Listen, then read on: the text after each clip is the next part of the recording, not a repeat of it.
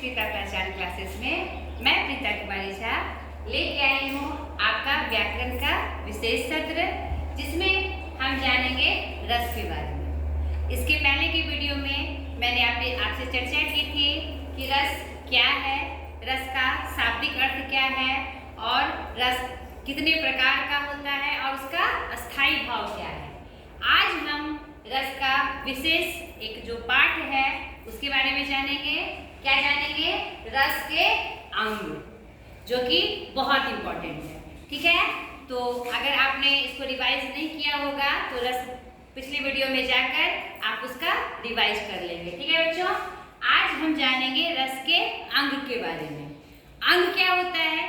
कोई भी जो तथ्य होता है, कोई जो थीम होती है, वह किसी ना किसी चीज से बनी होती है, उसी पे वो काम करती है, उसी पे उसका सारा सिस्टमैटिक प्लान होता है। नहीं तो रस में आखिर क्या क्या काम करते हैं? रस मैंने आपको क्या बताया था? आनंद। हमारे अंदर से जो भाव उत्पन्न होते हैं काव्य को पढ़ने से, मैंने बताया था आपको कि काव्य का ये क्या है, काव्य पढ़ने में जो आनंद की अनुभूति होती है, चाहे वह सुख के रूप में हो, दुख के रूप में हो, हर्ष शोक के रूप में हो, वह हमारा क्या होता है? रस होता है। तो मैंने आपको बताया था उसी क्रम में कि स्थायी भाव क्या है, उसके प्रकार कितने हैं। ये हमारे चारों क्या हुए? अंग हुए, रस के अंग हुए। अस्थाई भाव पहला, अस्थाई भाव दूसरा, विभाव तीसरा, अनुभाव और चौथा, संचारी भाव। ये चारों क्या हुए बच्चों? हमारे रस के अंग हुए। अब हम जाने ये होता क्या है। ठीक है, तो अस्थाई भाव मैंने आपको बताया था पिछली वीडियो में, अस्थाई भाव कितने हैं आज के डेट में? 11। नहीं, और मैंने आपको ये भी बताया था कि सबसे पहले इसको किसने बताया? भरत मुनि जी ने अपने नाट्य शास्त्र में बताया था। तो उन्होंने 8 स्थायी भाव की चर्चा की थी, 8 रस की चर्चा की थी। ठीक है, तो उनके अनुसार रस की संख्या कितनी है? 8। ठीक है, आप पिछली वीडियो में जाके देख लीजिएगा, उनका नाम आपको अगर स्मरण होगा तो, जिसमें मैंने श्रृंगार, करुण, हास्य, रौद्र करते करते मैंने आपको लास्ट में 11 रस के बारे में बताया हुआ था। ठीक है, उसको जाके आप देख लीजिएगा। तो अस्थाई भाव है क्या? नहीं, अस्थाई मीन्स क्या होता है बेटा? अस्थाई मीन्स होता है जो अस्थाई रूप से, फिक्स रूप से आप में रहे। तो अस्थाई भाव वह भाव है जो अनवरत चिरकाल से आपके अंदर समाहित है। ठीक है, वो किसी के परिस्थिति के होने से या किसी के कारण से होने से वह नहीं जगता, वह आपके अंदर अस्थाई रूप से निवास करता है। और जब वैसी परिस्थितियां आती है तो वह रस के रूप में हमारे अंदर बहता है और हमें पता चलता है कि कौन सा रस प्रभावित हो रहा है। ठीक है, अगर खुशी का मौका है तो कौन सा रस बहेगा? हास्य रस बहेगा। नहीं, दुख का है तो कौन सा रस प्रभावित होगा?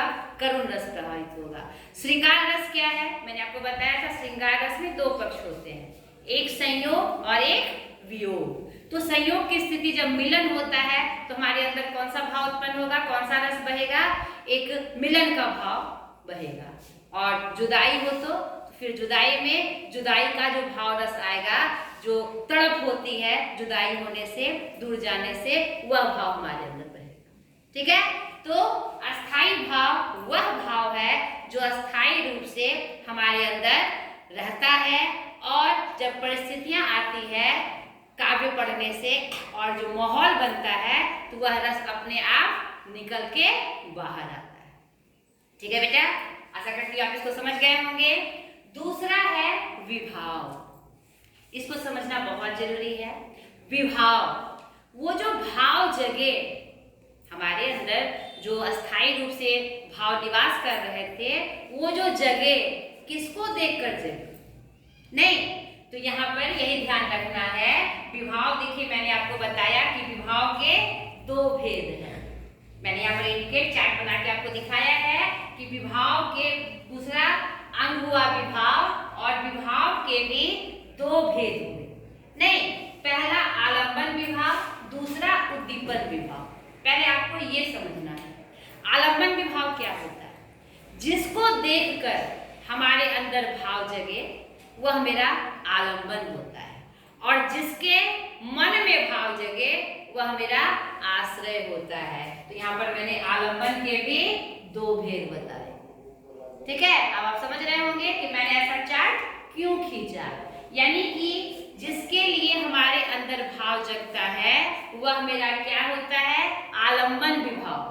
और जिसके अंदर वो भाव जगे वह मेरा क्या होता है?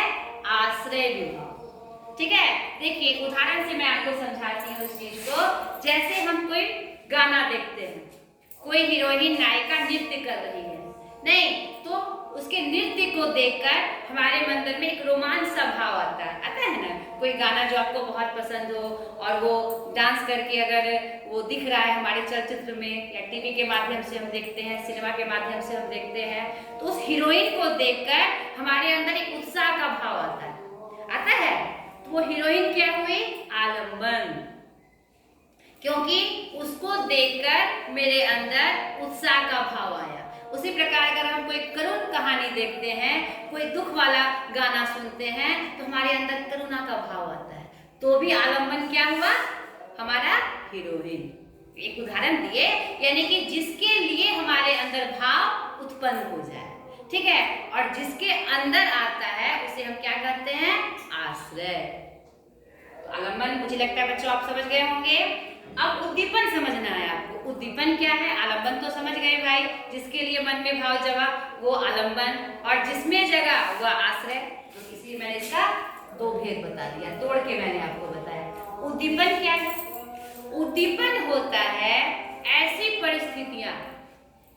परिस्थितियां जिसके कारण हमारे अंदर भाव जगा। जैसे चांदनी रात है, नहीं चांदनी रात में हम कल्पना करते हैं काश मेरी दोस्त भी मेरे साथ होती तो कितना अच्छा होता, हम बैठ के बातें करते। ऐसा भाव कभी आपके मन में भी आता होगा।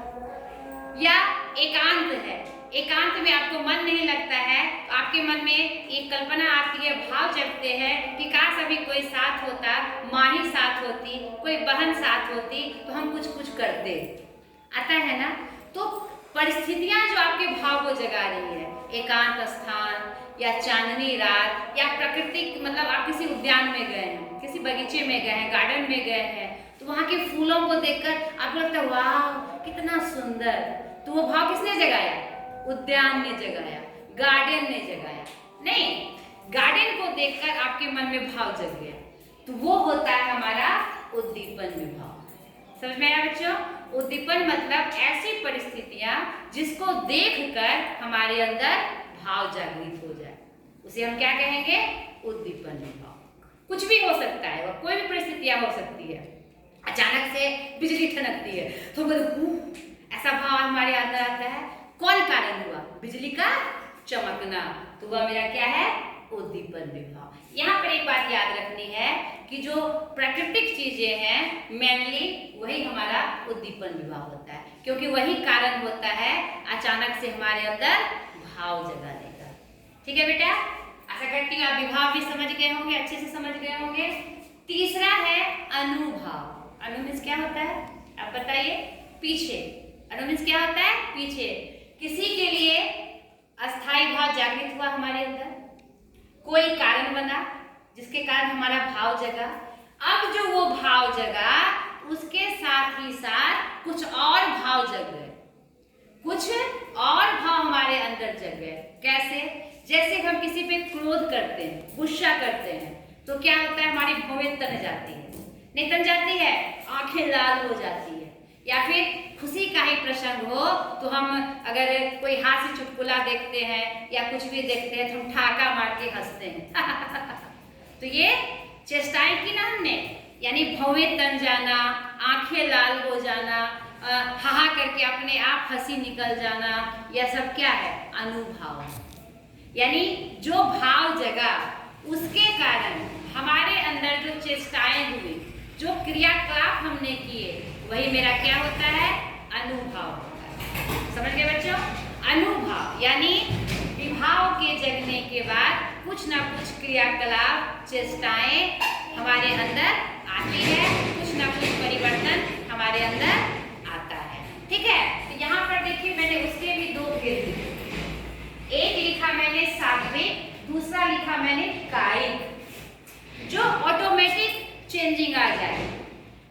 में भौएं तन जाना, आंखें लाल हो जाना, ये ऑटोमेटिक होता है, प्राकृतिक रूप से हो जाता है। नहीं, वह मेरा सात्विक हुआ। और कायिक क्या हुआ? जब आपको गुस्सा आता है, आप कुछ अपशब्द बोल जाते हैं, नहीं बोल जाते हैं, साला पागले है, या कुछ और भी गुस्से में शब्द हम कह जाते हैं, या मारने के लिए हाथ उठाते हैं। तो यह मेरा क्या है? कायिक। कायिक अनुभव। कायिक मतलब काया से, शरीर से। कायिक मतलब क्या हुआ? शरीर से, काया से जो चेंजिंग हम करते हैं या जो प्रयोग हम करते हैं, वह मेरा क्या होता है? कायिक अनुभव। ये ऑटोमेटिक होता है। कोई भी जब भाव जागृत हुआ तो ऑटोमेटिक हमारे शरीर में चेंजिंग आती है, वह मेरा सात्विक। और शरीर के माध्यम से जानबूझकर जब हम कुछ करते हैं, वो भाव जगने पर, किसी को मारने उड़ जाना, हंसी में करने पर हो ऐसे मुंह पे हाथ रख के हंसना, यह मेरा क्या अनुभव है? कायिक अनुभव है। समझ गए बच्चों? आशा करती हूँ इसको भी आपने समझा होगा। लास्ट है हमारा संचारी भाव। संचारी भाव क्या होता है? जो संचरित होता है, यानी हमारे अंदर आया भी और चला भी गया।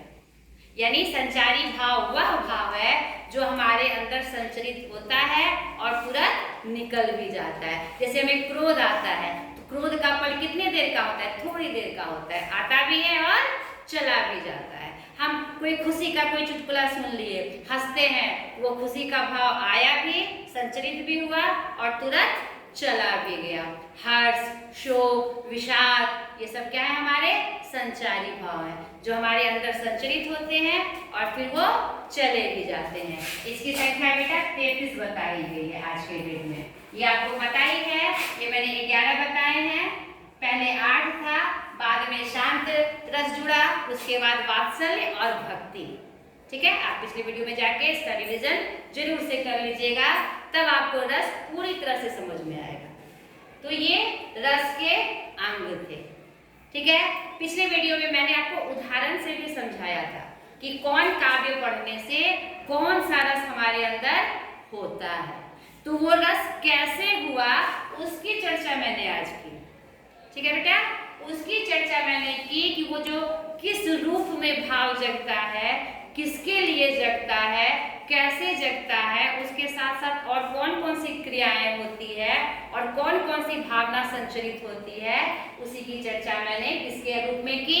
रस के अंग के रूप में। आशा करती हूँ रस आपको अच्छे से समझ में आया होगा, तो आप जरूर से इसको फिर से रिवीजन कर लीजिएगा। आज तक के लिए इतना ही, बाय।